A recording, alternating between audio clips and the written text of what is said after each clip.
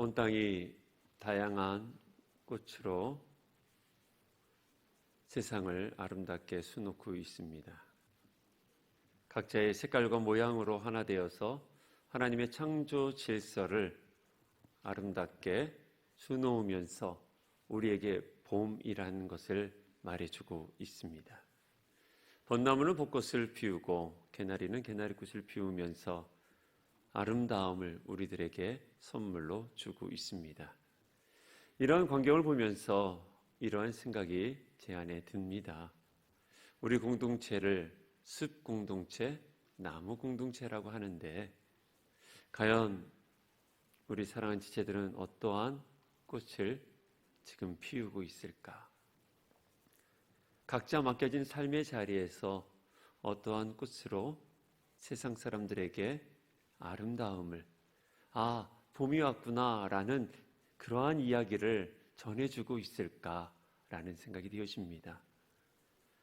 우리들이 하나씩 나무가 꽃을 피워서 삶의 자리에서 아름다움을 보여준다면 지쳐 있었던 이 땅의 사람들, 수많은 상처와 또한 갈등과 문제 앞에서 씨름하고 있는 우리들의 주변 사람들에게 조금이나마 기쁨을 주지 않을까 하는 생각이 되어집니다.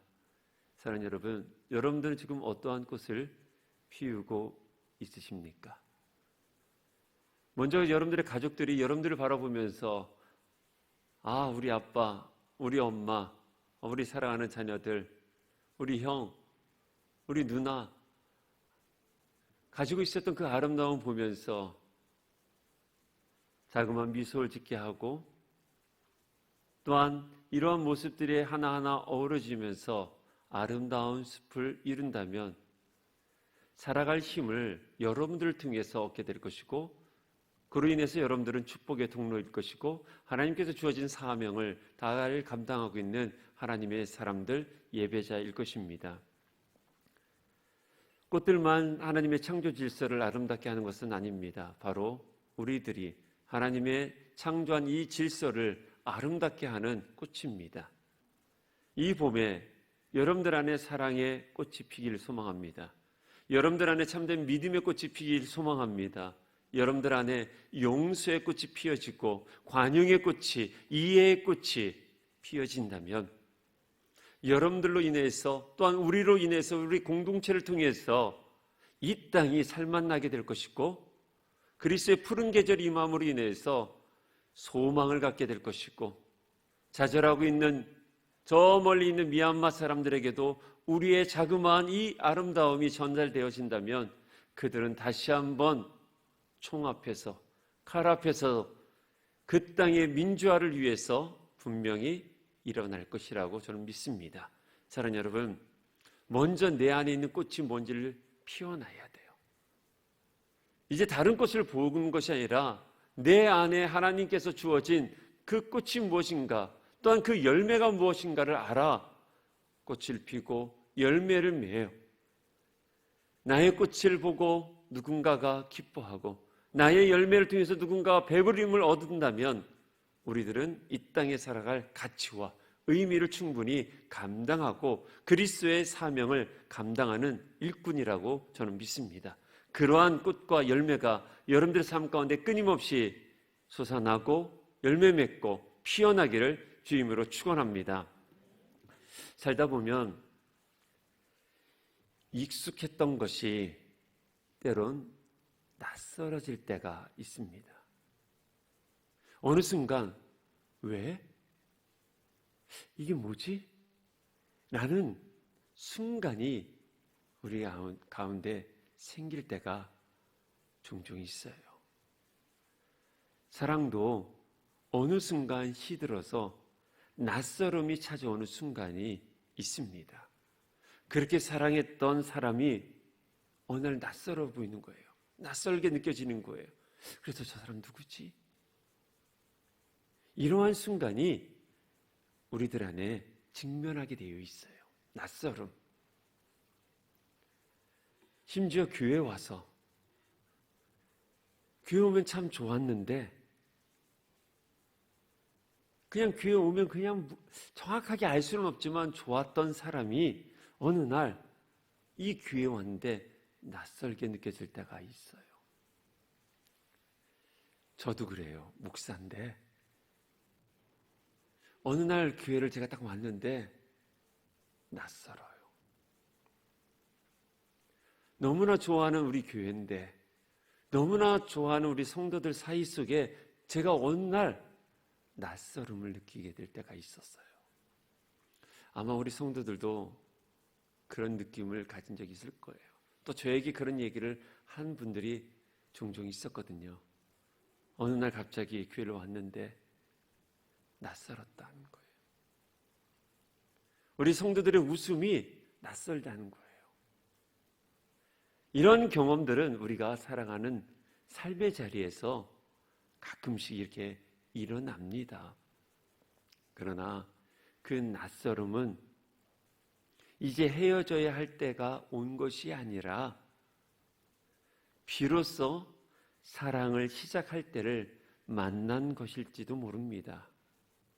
그것을 죽어가는 짐승이라는 소설이 있어요. 필립 로스라는 분이 쓴 죽어가는 짐승이라는 책에서 이런 말을 합니다. 사람들은 사랑에 빠지면 완전해진다고 생각해요. 영혼의 플라톤적 결합. 그런데 내 생각은 달라요. 나는 사람은 사랑을 시작하기 전에 완전하다고 생각해요. 그리고 사랑이 사람을 부숴버린다고 생각해요. 완전했다가 금이가 깨지는 거예요. 라는 말을 합니다. 여기에 이런 표현이 있죠. 사랑이 사람을 부순다. 이 말이 너무나 이해되고 공감이 되어집니다. 사랑이 사람을 부순다. 왜냐하면 내가 하나님을 알아가면 알아갈수록 내 안이 부서짐을 우리는 경험했습니다. 하나님을 만나면, 하나님을 사랑하면, 하나님을 가까이 되면 그분의 사랑이 나를 해체시키는 경험을 우리는 합니다. 하나님의 능력과 사랑을 경험하게 될 때 내 안에 있었던 오만함이 깨지기 시작해요. 하나님을 가까이 가면 가까이 갈수록 대책 없었던 안일함이 깨지기 시작해요. 주님의 사랑을 경험하면 무기력함이 깨지기 시작해요. 아무것도 하지 못했던 비전 없었던 사람들이 어떻게 해요? 깨어지기 시작을 하는 거예요. 그분의 찐 사랑, 그 사랑이 나를 부순다는 거예요. 그러니 때로 관계에 있어서 낯설음을 경험한다는 것은 그 사람을 만나고 내가 어떤 부분이 부서졌다는 것이에요. 드디어 서로가 부서져야 할 부분을 만난 것일 수도 있다는 것입니다. 근데 많은 사람들이 이 과정을 불편해해요.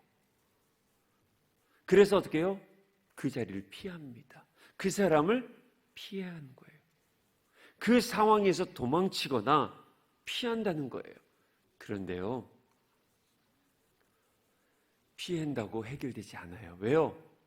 인간은 언젠간 또다시 그 숙제를 풀어야 하기 때문에 그래요.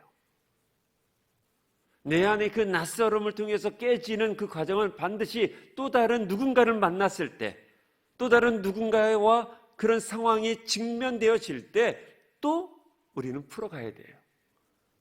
그래서 피하지 말고 도망가지 말아야 돼요. 아까도 말씀드렸지만 제가 이 교회에 와 있는 동안 낯설음을 경험을 한 거예요. 여러분들의 웃음이, 여러분들의 대화가 너무나 낯설은 거예요. 그러면 제가 피해야 되는가요? 아니라는 거예요. 그 안에서 깨져야 될 내 부분이 있다는 거예요. 그렇게 생각하고 그렇게 내가 여기고 있었던 그 무언가, something이라는 그것이 분명히 충돌되어 부서져야 되는 거예요.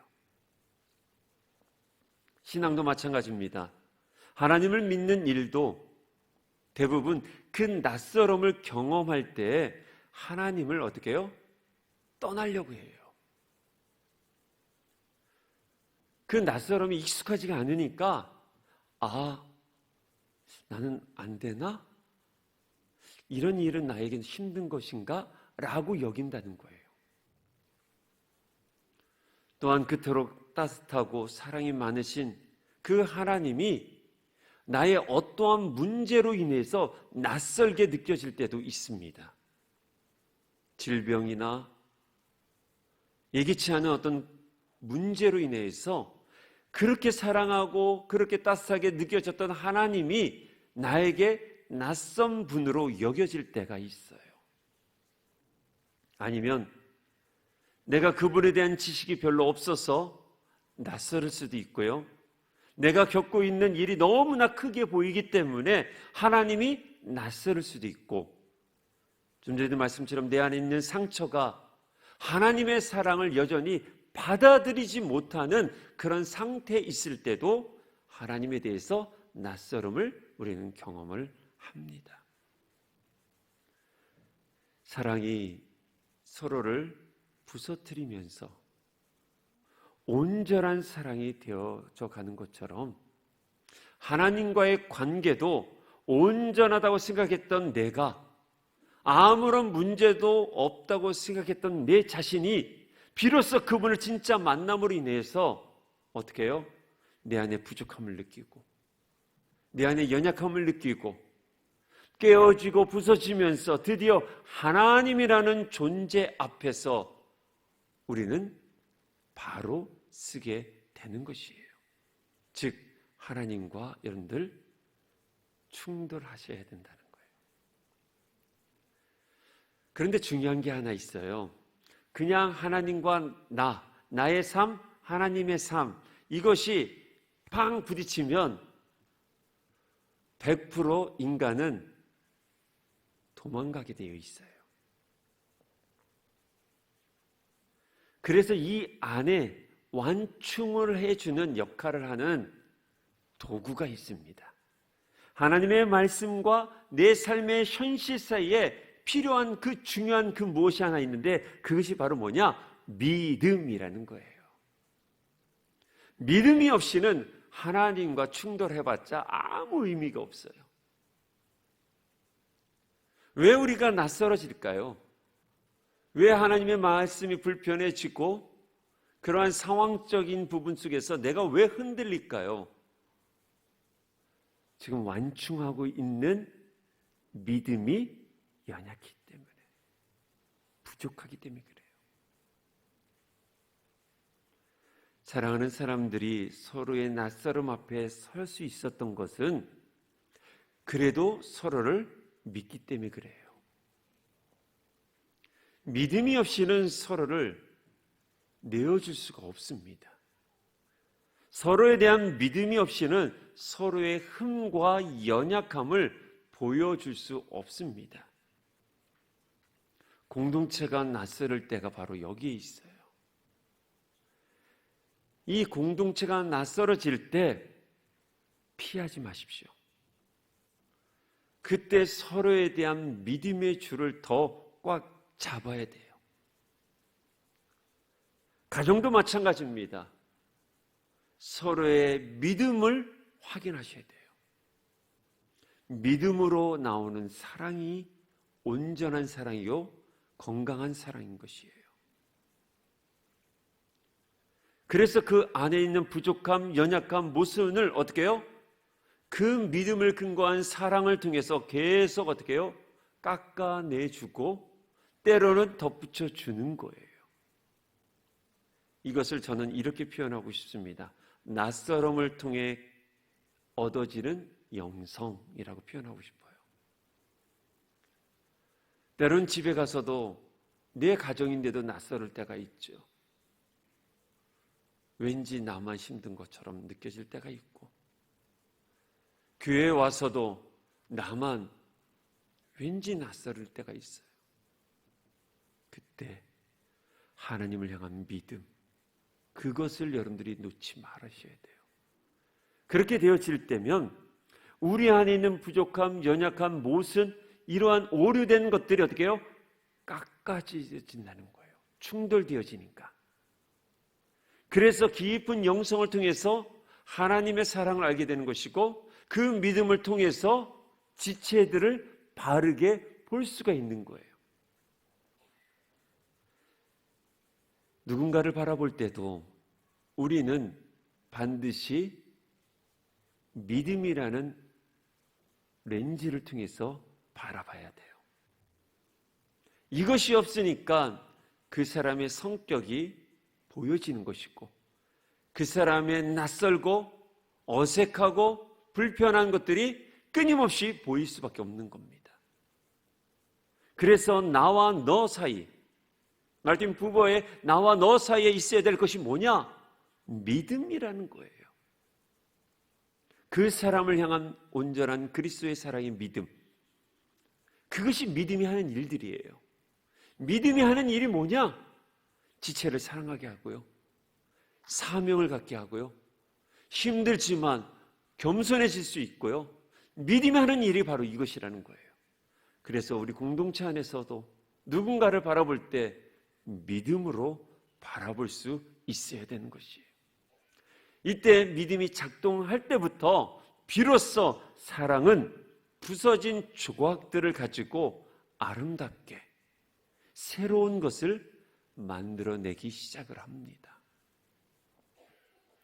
그것은 나도 알지 못했던 나를 빛나는 모습이 되고요, 나도 예상치 못했던 나의 변화이기도 합니다.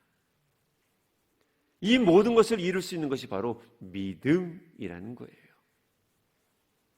그 믿음으로 인해서 사랑 안에서 서로가 모순을 부서뜨릴 수 있어야 한다는 것이에요.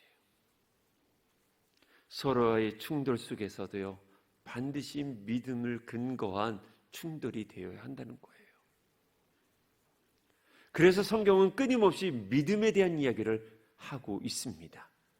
하나님의 관계에 있어서 믿음을 끊임없이 강조하고 있고, 성도들 안에서 사랑을 이루기 위해서, 참된 교회를 이루기 위해서도 끊임없이 성경은 강조하는 것이 믿음이라고 이야기를 하고 있어요.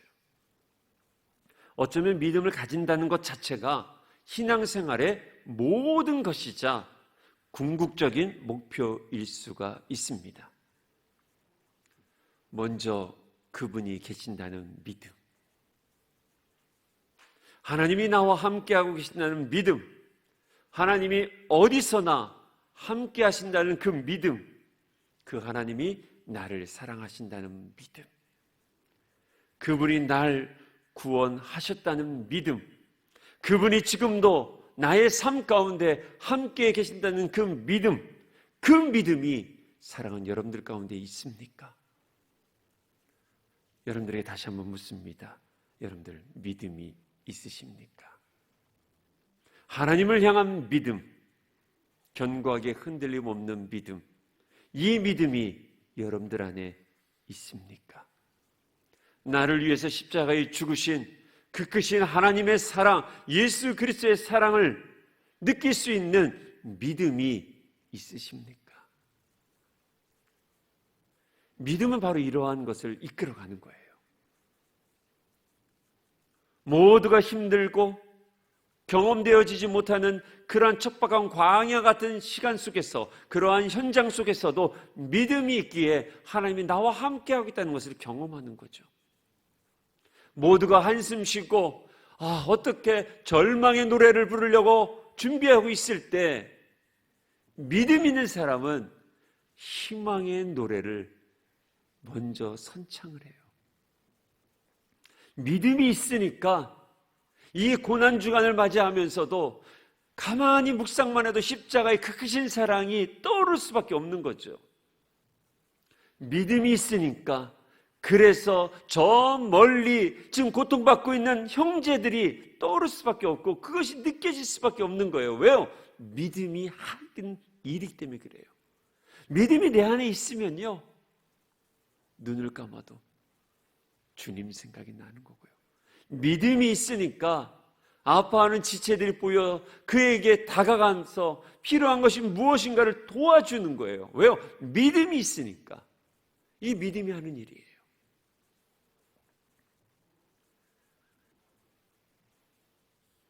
믿음 안에서 내 삶이 흔들리고 갈등하고 어려움이 있을 때 믿음은 그 상황을 객관화시켜 해석하게 하고 바라보면서 내가 어떻게 그리스도인으로서 대처해야 할지, 성도로서 어떻게 부서져야 하고 어떠한 자세로 삶을 살아가야 되는지를 알게 해주는 거예요. 그게 믿음이에요. 믿음이라는 것이 뭔가가 물질이 들어오고 내가 뭔가 다 되어지고 그런 것이 아니라 내 삶이 흔들리고 갈등하면서 지나치는 것들을 객관적으로 해석을 하는 거예요. 무슨 장치로요? 믿음의 장치로. 근데 그 믿음을 내가 놓아버린다면, 믿음이 없으면 어떻게 해요? 뭐만 남습니까? 현실과 하나님만 남는 거예요. 연결고리가 없는 거예요. 그러니까 계속 내 힘으로 살아갈 수밖에 없는 거고 내 방법을 찾을 수밖에 없는 거예요. 근데 연결고리가 있어요? 믿음의 연결고리가 있으니까 어떻게 합니까? 하나님의 방법을 찾게 되는 거고 하나님께 무릎 꿇을 수밖에 없는 거고 하나님의 사람들에게 도움을 구하는 것이고 그 연결고리를 통해서 축복을 다시 받는 거잖아요. 근데 믿음을 놔버리면, 하나님을 향한 믿음을 놔버리면 어떻게 해요? 하나님을 떠납니다. 사람에 대한 믿음을 놔버리면 사람으로부터 떠나게 되어 있어요. 믿음이 없어서 가정이 깨지고요, 교회가 깨지는 겁니다. 이 사회가 믿음이 없어서 깨지는 거예요. 공동체를 왜 떠납니까? 많은 사람이 그런 얘기를 하죠. 사랑이 없어. 근데 정확하게 말하면 믿음이 없기 때문에 떠나는 거예요. 그 교회를 향한 믿음이 없기에, 그 교회의 담임 목사에 대한 믿음이 없기에, 지체들에 대한 믿음이 없기에 떠나는 거예요. 그러나 믿음이 있다면요, 그 연결고리를 통해서 공급을 받게 되어 있습니다. 사랑하는 성도 여러분, 믿음이 없이는 절대로 보이지 않습니다. 내 삶 가운데 무엇을 잃어버렸는지 절대로 보이지 않아요. 그래서 그냥 막 살아가는 거예요. 앞만 보고 살아가는 거예요. 그건 신념주의입니다.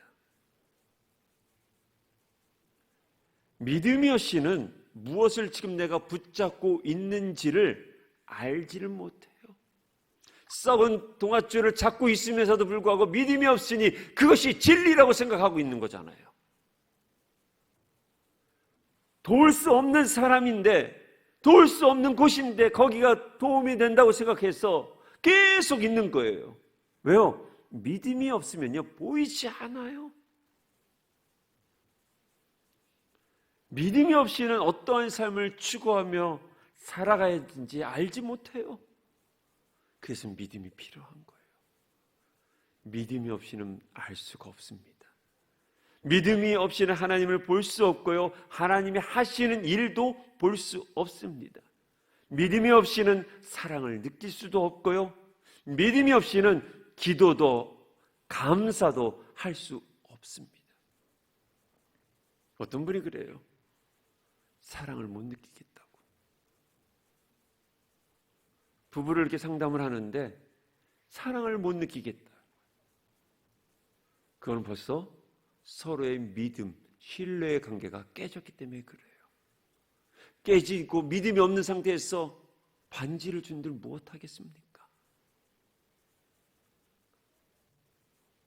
사랑하는 여러분, 믿음을 가지셔야 돼요.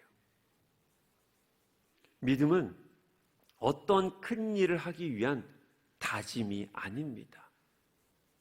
어떤 사람은 믿음을 가지라고 하면 뭔가 내 힘으로 되지 않은 일을 하기 위해서 큰 포부를 가진 것쯤으로 이해하는 경우가 종종 있더라는 거예요. 그래서 이런 얘기를 합니다. 왜 이렇게 믿음이 없어? 이런 말을 왜 그리 포부가 없어? 배짱이 없어? 라는 말로 여길 때가 있다는 거예요. 배짱과 믿음은 달라요. 포부와 믿음은 다릅니다. 그렇게 해도 어느 정도는 이해는 시킬 수는 있겠지만 믿음은 그러한 큰 일을 하기 위한 다짐의 자세가 아닙니다. 믿음은 뭔가를 하겠다는 결의에 찬 그런 자세가 아니에요. 가끔씩 저한테 그럽니다. 지금은 이제 없는데 목사님 술 끊겠습니다. 저한테 그렇게 큰 포부로, 그리고 저한테 그럽니다. 믿어 주시옵소서.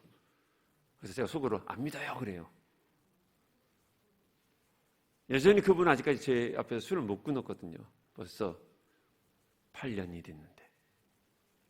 여러분들, 다짐이 믿음이 아니에요. 믿음이라는 건 하나님 앞에서 하나님을 인정하는 거예요. 믿음이라는 하나님의 존재를 믿는 것입니다. 믿음은 하나님의 역할을 믿는 것이에요. 하나님의 현존을 믿는 것이고 하나님이 나와 함께하고 있다는 것을 믿는 것이고, 무엇보다 전능하신 하나님이 나를 사랑한다고, 사랑하고 나를 여전히 지지하고 있다는 것을 믿는 거예요. 그것으로 내가 살아가는 거예요. 그런 사실들을 믿고 있는 상태, 그리고 그런 상태에서 내 삶의 문제들을 바라보는 대처하는 도구이자 하나님을 알고 나서 갖게 된 새로운 생각의 길이 믿음이에요. 그래서 차선이 달라요. 우리는 내 삶의 문제를 바라보는 새로운 도구이고 하나님을 알고 나서 갖게 된 새로운 생각의 길, 그것이 믿음이라는 거예요. 그래서 믿는 사람은 달라요. 일반적이지 않다는 거예요. 여러분들에게 묻습니다. 믿음을 가지고 있으십니까? 여러분들의 삶의 문제를 하나님의 관점으로 보고 있다면 여러분들은 믿음의 사람이에요. 믿음으로 여러분들이 처해지는 환경을, 새로운 길을 찾아 떠나고 있다면 바로 여러분들은 믿음을 가진 성도인 것입니다. 사랑하는 성도 여러분, 믿음이 있다는 것은 그 믿음이 내 삶의 문제를 작동하고 있다는 뜻입니다. 그 믿음이 내 삶에 영향을 끼치고 있다는 뜻이에요. 학교 문제, 직장 문제, 가족 문제, 물질 문제, 이 모든 걸 작동이 되어지는데 지금까지 모든 키를 내가 켰다는 거죠. 그런데 믿음이 있으면 하나님께서 키게끔 열어놓는다는 거죠. 그래서 때로는 내가 손해를 보고요, 때로는 굶주릴 수도 있는 거예요. 그게 믿음이에요. 왜요? 새로운 생각의 길을 가니까. 부정하게 할 수 있어요. 근데 믿음이 있으니까 부정하지 않아요. 그래서 손해볼 수밖에 없는 거예요. 그게 참 믿음의 길입니다. 믿음을 가졌으면요, 삶의 변화가 있어야 돼요. 그 믿음을 가졌기에 생각의 변화가 일어나야 되는 거예요. 믿음을 가졌기에 언어의 변화가 일어나는 거예요. 믿음을 가졌기에 인간관계가 달라지는 거예요. 믿음을 가졌기에 가치의 변화가 일어나는 것, 그게 믿음이에요. 여러분들 삶 가운데 삶의 변화, 생각의 변화, 언어의 변화, 인간 관계의 가치의 변화, 이런 것들이 일어나고 있습니까? 그것이 계속 뭔가 새로 꿈틀꿈틀 거리십니까? 그러면 지금 믿음이 작동되고 있는 거예요. 왜요? 믿음으로 바라보고 있으니까. 지금은 보이지 않지만, 지금은 실상이 아닌 것 같지만 믿음으로 걸어가잖아요. 아브라함처럼. 그러니 고난도 있었지만 그 안에 새로운 변화를 경험하면서 끝까지 순종하며 갈 수 있는 것이 믿음이 하는 것이에요. 오늘 본문은 바로 그 믿음이 하는 일을 가장 선명하게 보여주고 있는 말씀입니다. 내가 믿음을 가졌기에, 내가 주님을 향한 믿음을 가졌기에 내 안에 일어나는 가장 기본적인 세 가지 태도가 나와 있습니다. 우리 다시 한번 16절에서 18절 말씀 함께 읽도록 하겠습니다. 시작. 항상 기뻐하라.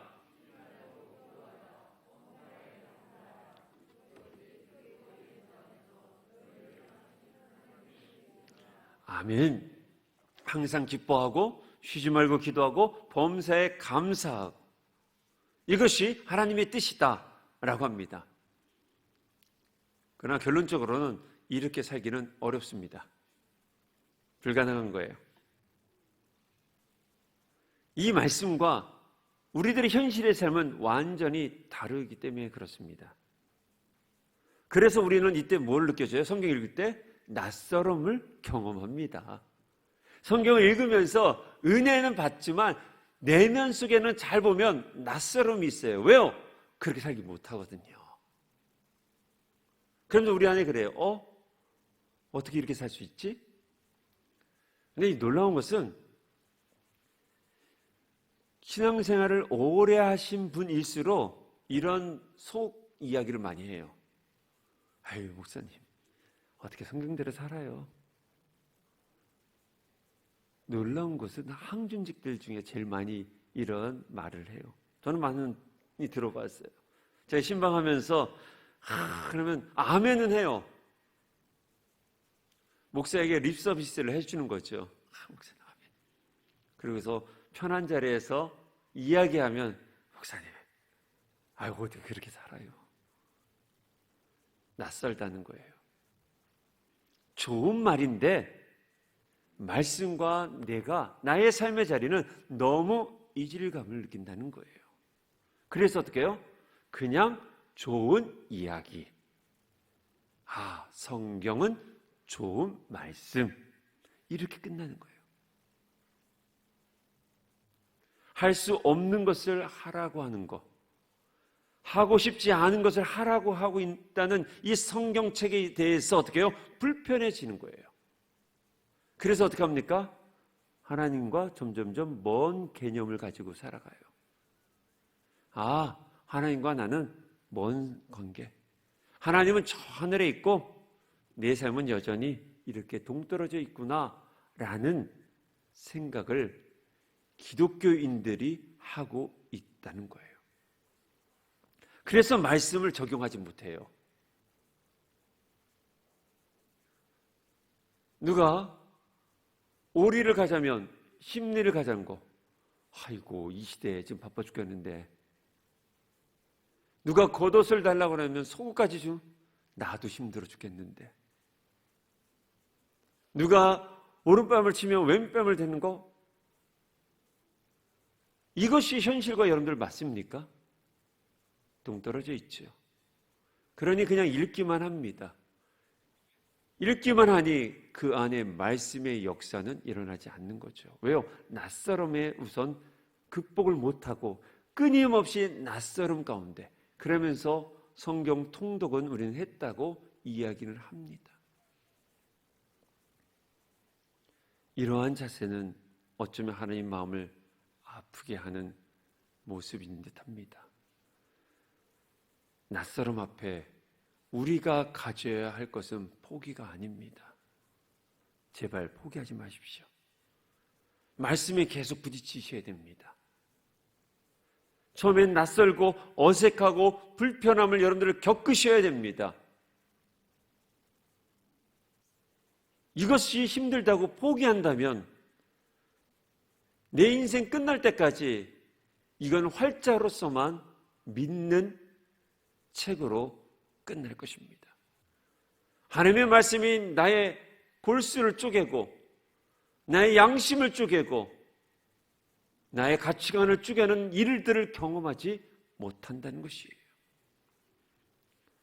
사랑하는 여러분, 낯설고 어색하고 불편한 거 기꺼이 감수하십시오. 아이, 난 여기까지인가 보다 라는 마음으로 마음의 문을 닫지 마십시오. 불편한 사람들 봤을 때 그래, 아이, 난 안 봐. 이렇게 마음의 문도 닫지 마십시오. 오히려 그때가 우리의 믿음을 확인할 때라는 것입니다. 오히려 그때가 우리들의 믿음을 더 견고하게 세울 수 있는 때입니다. 하나님의 말씀은 여전히 거룩합니다. 우리는 세속적입니다. 이 두 개는 어쩔 수 없이 불편하고 어색한 관계예요.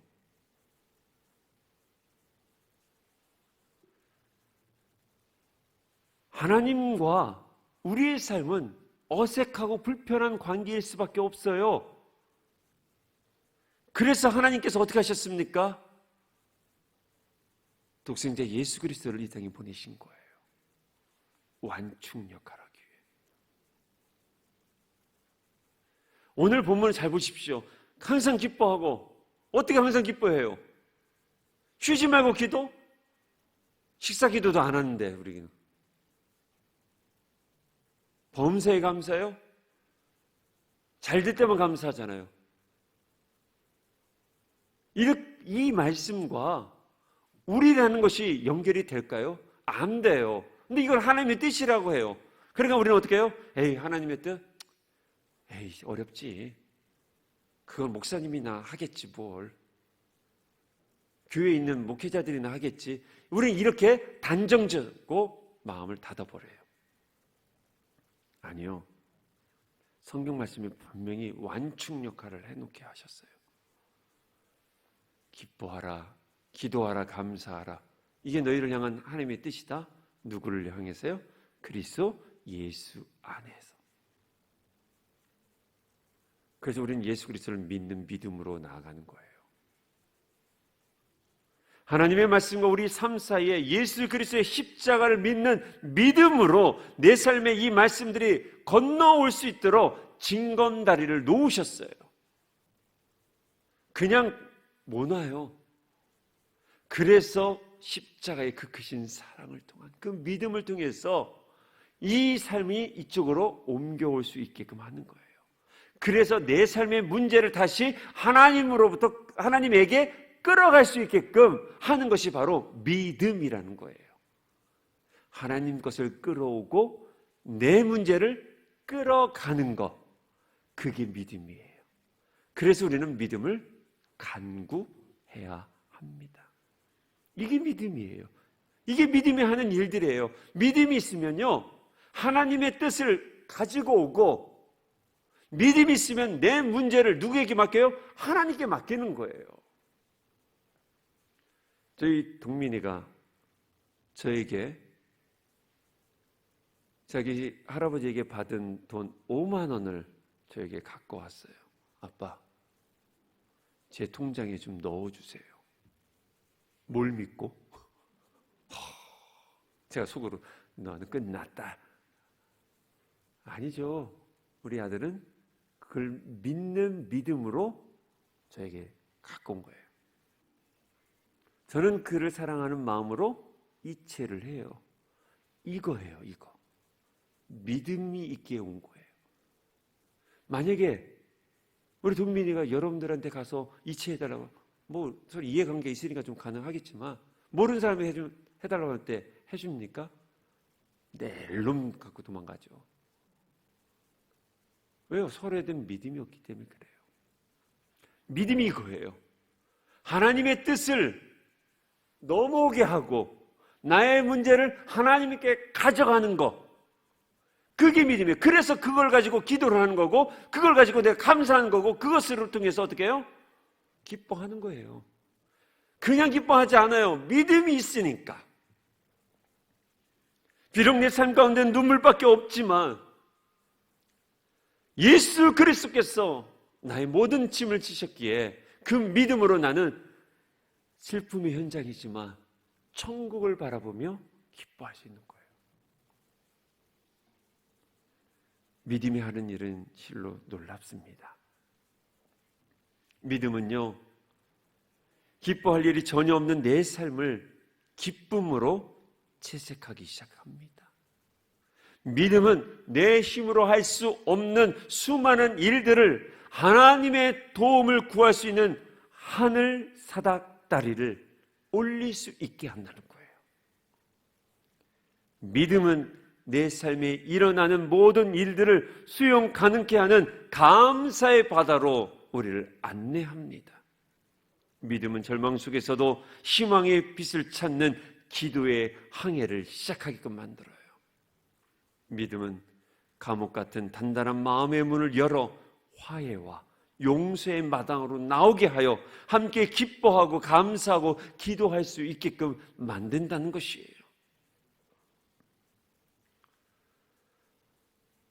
세상에서 여러 가지로 힘들고 지친 사랑하는 성도 여러분, 또한 하나님에 대해서 낯설음과 불편함을 느끼고 있는 성도 여러분, 믿음은 우리를 낯설게 하거나 불편하게 하려고 주는 것이 아닙니다.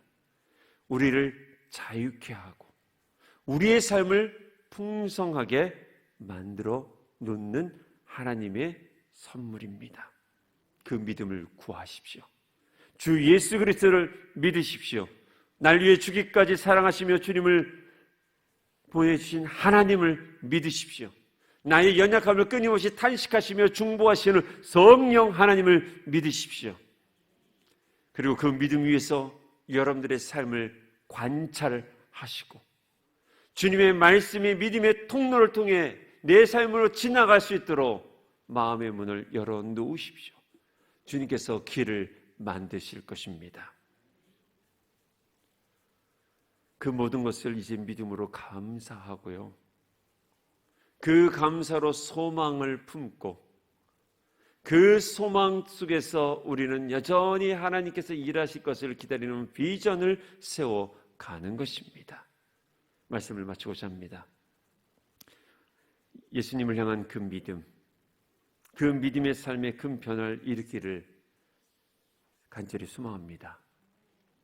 믿음으로 파도처럼 다가오는 직장의 힘듦을 이겨내시기 바랍니다. 믿음으로 자신감 없는 마음을 이제는 일으키십시오. 믿음으로 확신 없는 상황을 헤쳐나가시고요, 믿음으로 용기 내어 용서의 손을 내미시고요, 믿음으로 나의 약함을 인정하고 도움의 손을 내미십시오. 믿음으로 불편한 관계를 풀어가는 사람이 되십시오. 믿음으로 절제하시고 믿음으로 어려운 환경이지만 예배자로 서시길 바랍니다. 믿음으로 내 사명의 십자가를 지고 이 공동체를 살려가는 지체들이 되기를 주임으로 부탁드립니다. 그 믿음으로 한 주간 기뻐하고 그 믿음으로 기도하시고 그 믿음으로 감사한 삶을 사랑해서 예수 그리스도를 통해서 주시는 하나님의 뜻을 온전히 이뤄가는 하나님의 사람들, 예배자들 되길 주 예수 그리스도의 이름으로 축복합니다. 기도하겠습니다.